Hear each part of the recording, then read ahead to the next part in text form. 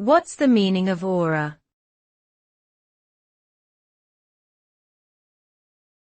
Aura.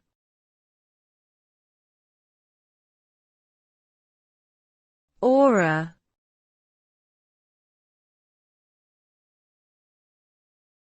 Aura.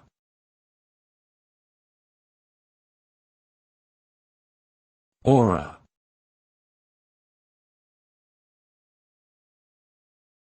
Aura refers to the distinctive atmosphere or energy that surrounds a person, place, or thing. It is often described as an invisible field of energy that radiates from a living being, and can be perceived by others through subtle sensory cues. The concept of aura has been used in various spiritual and metaphysical traditions throughout history, and is believed to reflect a person's emotional, physical, and spiritual states. Understanding and interpreting someone's aura can provide insight into their personality, well-being, and how they interact with the world around them.